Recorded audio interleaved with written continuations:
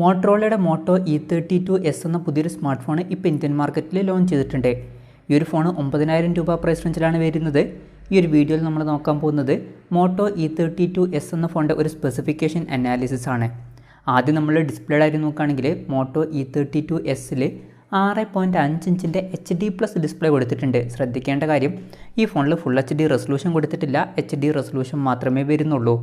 9,000 രൂപ പ്രൈസ് റേഞ്ചിൽ HD resolution മാത്രമേ വരുന്നു എന്നുള്ളത് എടുത്തു പറയേണ്ട ഒരു കംപ്ലയിൻ്റ് ആയിട്ട് നമുക്ക് പറയാൻ പറ്റില്ല. പിന്നെ ഡിസ്പ്ലേയുടെ കാര്യത്തിൽ ചില ഇൻട്രസ്റ്റിംഗ് ആയിട്ടുള്ള നല്ല ഫീച്ചേഴ്സും ഈ ഫോണിൽ വരുന്നുണ്ട്. ഡിസ്പ്ലേയിൽ 90 Hz റിഫ്രഷ് റേറ്റ് സപ്പോർട്ട് ചെയ്യുന്നുണ്ട്. സാധാരണ 9,000 രൂപ പ്രൈസ് റേഞ്ചിൽ അധിക ഫോണുകളിലും നമുക്ക് കൂടിയ റിഫ്രഷ് റേറ്റ് എന്നുള്ള ഫീച്ചർ കിട്ടുന്നില്ല. എന്നാൽ ഈ ഒരു ഫോണിൽ അത് കൊടുത്തിട്ടുണ്ട്. അത് നല്ലൊരു കാര്യം തന്നെയാണ്. അതുപോലെ തന്നെ ഈ ഫോണിൽ പഞ്ചോൾ ഡിസ്പ്ലേയും കൊടുത്തിട്ടുണ്ട്. പഞ്ചോൾ വരുന്നത് ടോപ്പ് സെൻറ്റർ ഭാഗത്തായിട്ടാണ്. ഈ ഒരു പ്രൈസ് റേഞ്ചിലേക്ക് ഇപ്പോൾ മിക്ക ഫോണുകളിലും വാട്ടർ ഡ്രോപ്പ് നോച്ച് ഡിസൈനുള്ള നോച്ചാണ് വരുന്നത്. അപ്പം ഈ ഒരു പ്രൈസ് റേഞ്ചിൽ ഈ ഫോണിൽ പഞ്ചോൾ ഡിസ്പ്ലേ കൊടുത്തു എന്നുള്ളത് എടുത്തു പറയേണ്ട ഒരു കാര്യം തന്നെയാണ്.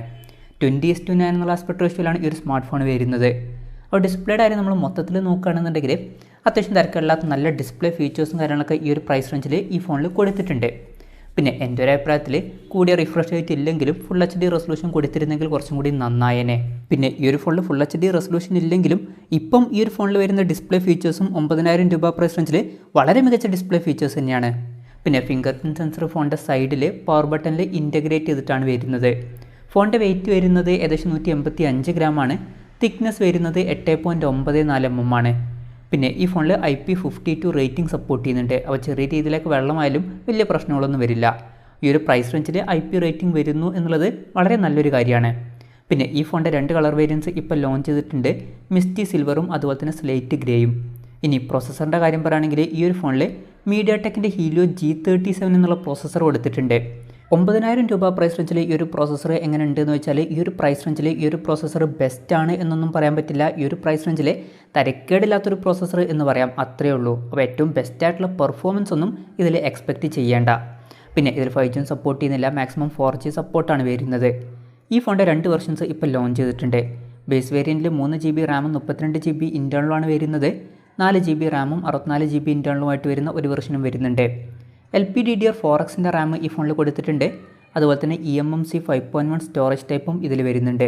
പിന്നെ മെമ്മറി എക്സ്പാൻഡ് ചെയ്യണമെന്നുണ്ടെങ്കിൽ ഡെഡിക്കേറ്റഡ് മെമ്മറി കാർഡ് സ്ലോട്ട് ഈ ഫോണിൽ കൊടുത്തിട്ടുണ്ട്. അതായത് 2 സിം യൂസ് ചെയ്യുമ്പോൾ തന്നെ ഒരു മെമ്മറി കാർഡ് നമുക്ക് സെപ്പറേറ്റ് ആയിട്ട് യൂസ് ചെയ്യാവുന്നതാണ്. പിന്നെ ഈ ഫോണിൽ ഗൈറോസ്കോപ്പ് ഒന്നും വരുന്നില്ല. 3.5mm ഓഡിയോ ജാക്ക് ഈ ഫോണിൽ കൊടുത്തിട്ടുണ്ട്. സിംഗിൾ സ്പീക്കറാണ് ഈ ഫോണിൽ വരുന്നത്.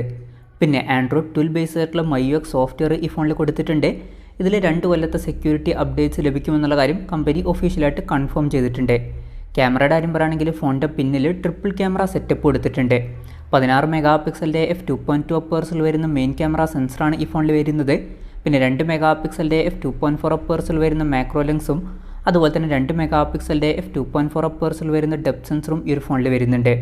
പിന്നെ ഫ്രണ്ടിൽ 8 മെഗാപിക്സലിൻ്റെ f2.0 അപ്പേഴ്സിൽ വരുന്ന സെൽഫി ക്യാമറയും കൊടുത്തിട്ടുണ്ട്. അപ്പോൾ ഓൺ പേപ്പർ അത്യാവശ്യം തരക്കേടില്ലാത്ത ക്യാമറ സ്പെസിഫിക്കേഷൻ ഈ ഫോണിൽ കൊടുത്തിട്ടുണ്ട്. പിന്നെ ഈ ഫോണിൽ 5000 mAh ബാറ്ററി കൊടുത്തിട്ടുണ്ട്. അതുപോലെ തന്നെ 15 വാട്ടിൻ്റെ ഫാസ്റ്റ് ചാർജിങ്ങും ഇതിൽ സപ്പോർട്ട് ചെയ്യുന്നുണ്ട്. ഈ ഒരു പ്രൈസ് റേഞ്ചിൽ 15 വാട്ടിൻ്റെ ഫാസ്റ്റ് ചാർജിങ് സപ്പോർട്ട് ചെയ്യുന്നു എന്നുള്ളത് നല്ലൊരു കാര്യം തന്നെയാണ്. പക്ഷേ ബോക്സിൽ 15 വാട്ടിൻ്റെ ചാർജർ കിട്ടില്ല. 10 വാട്ടിൻ്റെ ചാർജറേ ഫോണിൻ്റെ ബോക്സിൽ വരുള്ളൂ. പിന്നെ Type-C ചാർജിംഗ് പോർട്ടുമായിട്ടാണ് ഈ ഒരു സ്മാർട്ട് ഫോൺ വരുന്നത്.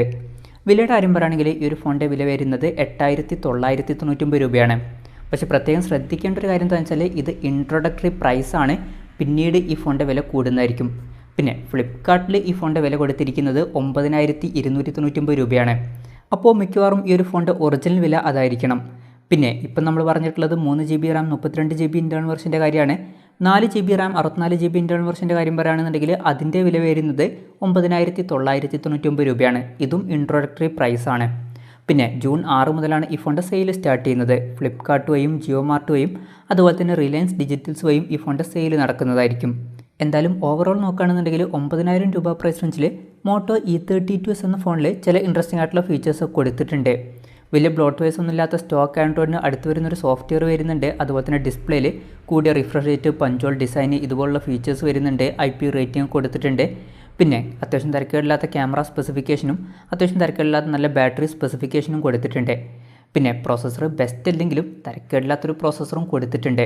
അപ്പം എൻ്റെ ഒരു അഭിപ്രായത്തിൽ ഈ ഒരു പ്രൈസ് റേഞ്ചിൽ കൺസിഡർ ചെയ്യാൻ പറ്റിയിട്ടുള്ള ഒരു ഫോൺ തന്നെയാണ് മോട്ടോ E32s എന്ന ഫോൺ. എന്തായാലും ഈ ഒരു ഫോണിനെ പറ്റിയിട്ടുള്ള നിങ്ങളുടെ അഭിപ്രായം ജസ്റ്റ് ഒന്ന് കമൻറ്റ് ചെയ്യുക.